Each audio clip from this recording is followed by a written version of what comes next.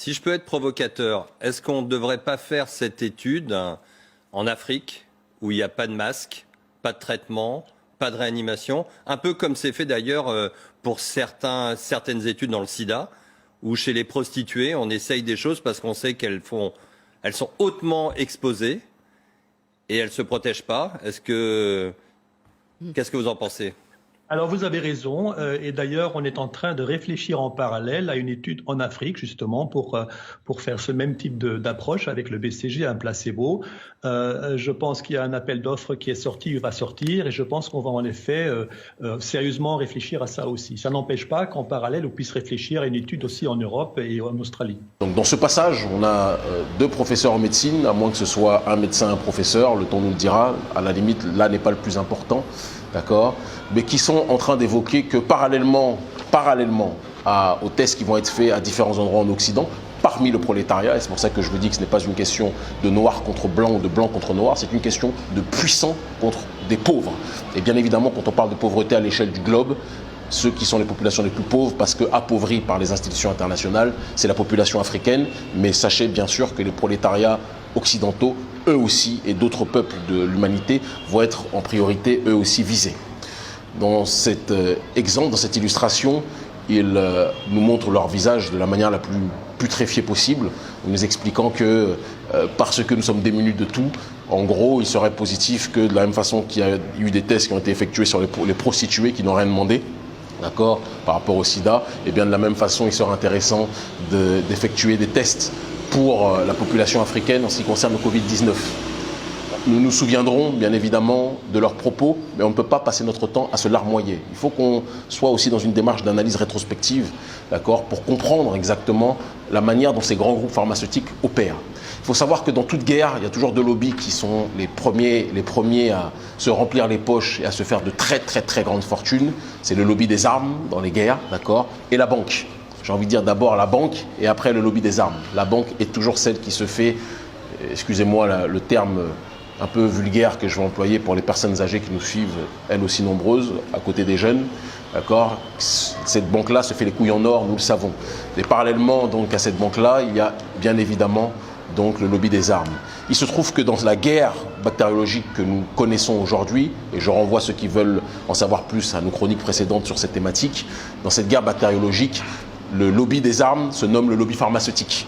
Lobby pharmaceutique qui travaille à partir des plantes et va faire un certain nombre d'expériences pour qu'à partir des plantes, ils puissent créer des médicaments qu'ils pourront vendre à prix qui dépassent la raison, d'accord, à nos États, pour par la suite que ces médicaments et ces vaccins puissent être distribués. Si ces lobbies des armes qu'est l'industrie pharmaceutique étaient des mieux intentionnés, disons les choses là aussi clairement, elle aurait été dans une démarche plus que jamais d'expérimenter les choses sur le terrain du travail des plantes et sur le terrain de la médicamentation, de la posologie à partir des plantes, parce qu'il n'y a aucune maladie qui apparaît sur cette terre, je dis bien aucune maladie qui apparaît sur cette terre, sans qu'il y ait une réponse adéquate qui soit donnée à travers les plantes. Et ça, c'est important qu'on puisse le préciser de la manière la plus crue et la manière la plus simple possible. Mais ces lobbies pharmaceutiques ne veulent pas ça, parce que ce qui les intéresse, ce sont des usuriers.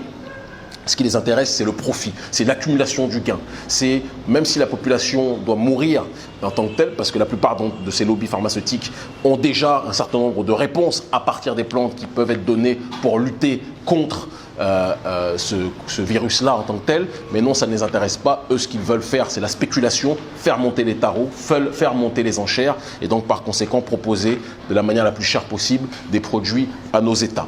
Et donc, il faut qu'on puisse dresser un petit rappel. Je ne sais pas si certains d'entre vous se rappellent, parce que c'est important là aussi de le préciser, d'accord, du vaccin RTSS, qui est un vaccin qui a été programmé contre la malaria, contre le paludisme, qui produisait un certain nombre d'effets secondaires violents et qui a été administré sur un certain nombre de jeunes, d'enfants, de bébés en Afrique. C'est un crime contre l'humanité, ce genre de choses-là. Ces gens-là prennent nos populations comme des cobayes, ces gens-là prennent nos populations comme des cimetières à ciel ouvert en tant que tels, sur lesquels ils peuvent se permettre de tout faire. Le but, c'est bien évidemment, comme on le rappelle de manière systématique, la réduction de la population par le biais du malthusianisme, mais en même temps la montée des enchères par le biais donc de la vente de ces armes que sont donc leurs médicaments créés par leurs soins. Et donc, le vaccin RTSS, il y a eu aussi, bien évidemment, et ça c'est quelque chose qui a été encore plus un drame, le Prevnar, vaccin censé donc lutter contre les pneumocoques, sauf que le problème c'est que ça peut lutter contre 7 à 13 pneumocoques, mais sur les 73 autres ou les 70 autres restants, il y a environ 80 pneumocoques généralement qui sont présents en termes de souche, d'accord. Et sur les autres restants, donc bien évidemment, ces vaccins n'ont aucune utilité, aucun intérêt, et bien au contraire, ça renforce les autres souches de pneumocoques en tant que telles. Et donc ces vaccins ont des effets secondaires pires que la maladie même initiale. Mais ils vous les administrent et les ont administrés sur bon nombre de populations africaines depuis un certain nombre d'années sans que cela puisse attirer l'attention malheureusement du grand nombre. Mais aujourd'hui, la population se réveille. Et donc l'éducation, la connaissance de soi et la connaissance de notre environnement doit être une donnée fondamentale pour qu'on comprenne le monde dans lequel nous vivons.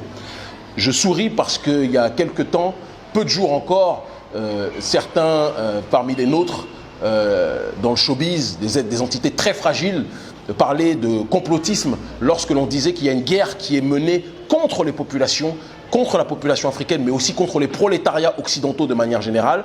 Et ça, quand on disait cela, on était traité de fous, on était traité d'extrémistes. Quand on disait qu'il y a une guerre de l'oligarchie financière occidentale qui travaille en concubinage incestueux avec la population élitiste, l'oligarchie africaine, on était là aussi traité d'extrémistes, de racistes, etc.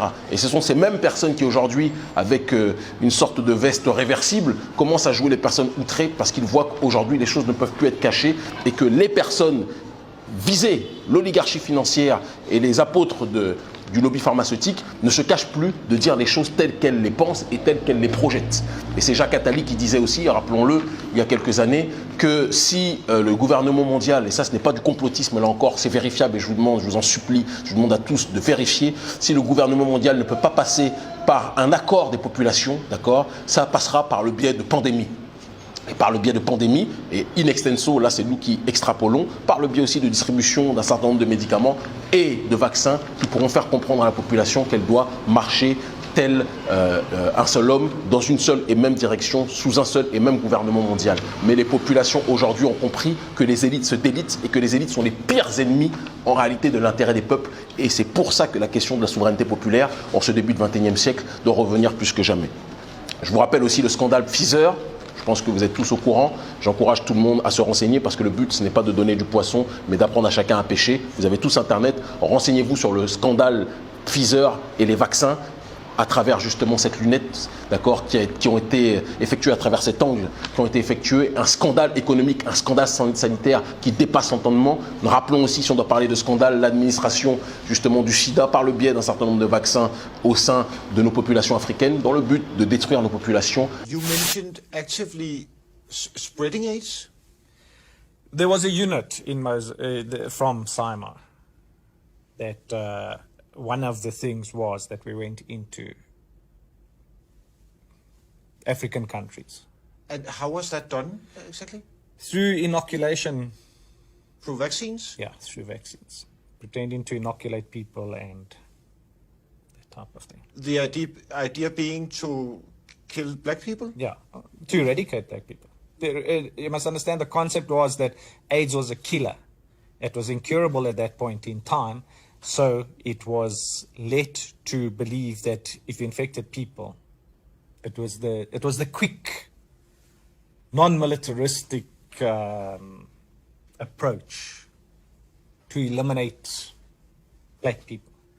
Il y a une guerre qui est entamée depuis un certain nombre de temps par l'oligarchie financière qui n'a pas de couleur parce qu'elle a aussi bien au sein de cette oligarchie des blancs que des noirs, que des arabes, que des gens de toutes couleurs qui ont décidé de détruire, de réduire la population prolétarisée, la population africaine en priorité, mais aussi les prolétariats du monde entier, quelle que soit leur couleur de peau. Et c'est pour ça qu'on ne doit pas être dans une question de guerre, de couleur aujourd'hui, mais plus que jamais dans une guerre sociale, lutte sociale, résistance de nos populations contre l'oligarchie. Nous le disons sous une perspective africaine, bien évidemment en priorité, mais nous parlons pour les gens, quelle que soit leur couleur de peau, qui sont opposés en réalité à ce cancer oligarchique que nous connaissons. Et donc les réponses à apporter à cela sont claires et explicites. Notre ONG Urgence panafricaniste a commencé à lancer une campagne de sensibilisation de la population parce que nous devons nous rappeler que sur le terrain, nos populations, bon nombre des nôtres, ne sont pas alphabétisés dans une acception occidentale. On peut parler 10 000 langues, ça aussi il faut le préciser, mais on n'a pas forcément l'alphabet occidental qui n'est pas non plus l'alpha et l'oméga de la connaissance. Mais du coup, un certain nombre des nôtres peuvent ne pas être au courant du risque qu'engendre justement la problématique et de ces virus, mais surtout la problématique aussi de ces vaccins. Et donc, il doit y avoir une campagne de sensibilisation qui doit être donnée pour la distribution de kits sanitaires. C'est ce que nous faisons depuis un certain nombre de temps, d'accord ? Dans les différents pays que nous avons évoqués, nous les remonterons là, et nous les remonterons là plus que jamais parce que c'est important de les exposer, d'accord ? Et parallèlement à cette démarche-là, à cette campagne, distribution aussi de kits alimentaires, parce que la meilleure façon de nous préserver, de nous prévenir, c'est qu'il y ait le moins possible de sorties. Mais étant donné que dans nos pays, il n'y a que des économies informelles, on ne peut pas être dans une histoire de confinement comme ça se passe en Occident, et par conséquent, il faut qu'il y ait un soutien, même si les gens ne peuvent pas être confinés, un soutien sanitaire, un soutien alimentaire, et aussi, nous le précisons et nous le rappelons, une sensibilisation de masse pour pousser nos populations à refuser le vaccin. Nous parlons concrètement, nous ne sommes pas dans les grands langages en direct de salons parisiens ou de salons londoniens ou quoi que ce soit. Nous sommes sur le terrain en Afrique, nos troupes sont déployées. Nous disons, soutenez-nous dans nos campagnes de sensibilisation et de distribution de kits sanitaires. Ceux qui peuvent envoyer des kits alimentaires, faites-le. Ceux qui peuvent envoyer des kits sanitaires à l'ONG Urgence panafricaniste, faites-le. Ou ceux qui ont compris qu'ils ne peuvent, là où ils ne sont pas envoyés, quoi que ce soit, soutenez financièrement notre campagne de sensibilisation sur le terrain, d'accord ? Plutôt que de donner, comme beaucoup des nôtres ont l'habitude de le faire, à toutes les communautés, à l'exception de la nôtre, parce que malheureusement, dans notre communauté, l'homme noir ne fait pas confiance à l'homme noir. L'homme noir a toujours un problème avec l'homme noir, et ça, c'est un problème de fond qui doit être corrigé urgemment si on veut être capable d'avancer. Donc là, il y aura un lien sur ce poste-là, d'accord, pour que les personnes qui veulent nous soutenir l'ONG Urgence panafricaniste puissent le faire de la manière la plus fluide, de la manière la plus claire possible. Nous vous disons simplement, aujourd'hui, sensibilisez votre environnement, sensibilisez votre entourage sur Internet, mais aussi en dehors, et soutenez les acteurs de terrain que nous sommes. Nous devons faire comprendre aujourd'hui que nous ne sommes plus naïfs, nous refusons leurs vaccins. On ne va pas rappeler aussi le lien entre les vaccins qui peut exister et l'autisme. Certaines communautés scientifiques vont dire que ce n'est pas avéré, et d'autres scientifiques, au contraire, vont vous dire qu'il y a des liens fortement engagés entre les vaccins qui sont proférés aux populations et la maladie de l'autisme en tant que telle. Et tous ceux qui connaissent ce drame-là savent que les vaccins, ce n'est pas un jeu, et donc il faut qu'il y ait un mouvement planétaire, continental africain, mais pas seulement, aussi en Occident, contre la vaccination de masse de 1 et contre l'administration de médicaments qui sont donnés au déni de nos médecines traditionnelles, au déni de nos médecines en tant que telles. Je lance un appel aussi, parce que tout le monde parle du professeur Raoult qui fait un travail honorable en France, et tant mieux pour lui. Il y a aussi de l'autre côté, en Afrique, un professeur, le professeur Valentin Agon, qui a travaillé sur un médicament qui se nomme l'apivirine, qui a été testé sur un certain nombre de patients au Burkina Faso et qui donne pour l'instant de très bons résultats. D'accord ? Nous devons soutenir nos médecins qui travaillent de manière rigoureuse, de manière scientifique et de manière juste, désintéressée, non pas en servant le serment d'Hippocrate, mais en servant le serment d'Hippocrate, d'accord ? Donc, qui sont dédiés au peuple et non pas à l'industrie pharmaceutique en tant que telle. Soutenons ces derniers et soutenons les urgentistes de la cause, l'ONG Urgence panafricaniste, notre ONG qui se bat sur le terrain contre ce drame humain, d'accord, qui est à la fois cette maladie du Covid-19 et à la fois ce drame humain que sont ces vaccins que l'oligarchie, que l'OMS, que l'Organisation mondiale de la santé prévoit de disposer au sein de nos populations. Et je précise une chose, parce que l'ONU et l'OMS ont, soi-disant dans un élan de cœur, tout comme Macron et les autres présidents du G20, ont déclaré qu'il faut aider l'Afrique. Et donc ils veulent acheminer des médicaments. Ils ne sont pas capables de soigner les leurs en Occident, mais c'est l'Afrique qu'ils veulent soigner. Nous, on prône l'autodétermination. Mais vous voulez nous aider ? Plutôt que de nous parler d'aider soi-disant en envoyant des médicaments qui, connaissant votre nature, si ça ressemble à ce que vous avez fait en Amérique du Nord avec les Indiens lorsque vous avez distribué des couvertures avec la variole, on a envie de vous dire que vos soins, on n'en a pas trop envie. Par contre, ce que vous pouvez faire, c'est annuler la dette. Parce que c'est la dette qui pousse nos États dans cette extrême paupérisation. C'est la dette qui pousse nos États justement à être dans un état de sous-médicamentation. C'est la dette qui pousse nos États à être dans un état de clochardisation sanitaire. Annulez la dette si vous voulez aider l'Afrique, mais arrêtez de nous dire que vous voulez nous aider en nous donnant des miettes alors que vous n'êtes même pas capable de sauver vos propres populations. Donc soutenez l'ONG Urgence panafricaniste, soutenons ceux qui sont sur le terrain, soutenez-nous au quotidien, dans le combat que nous menons. Arrêtons les longues paroles et soyons dans l'action, plus que jamais. C'est l'unité parmi les nôtres qui permettra de mieux nous unir avec le reste de l'humanité de 1. Et c'est l'unité des prolétariats, quelle que soit leur couleur de peau, qui permettra de mieux résister aux diktats de l'oligarchie capitaliste, de l'oligarchie néolibérale de manière générale. L'Afrique libre ou la mort, nous vaincrons. L'unité des prolétariats, qu'ils soient d'Afrique, qu'ils soient d'Occident, qu'ils soient du Moyen-Orient, qu'ils soient d'Amérique du Sud ou autre, nous permettra de résister là aussi. Tenons bon. Séparés, nous sommes faibles. Unis, nous sommes un point et nous sommes imbrisables. Ils finiront par comprendre. Merci.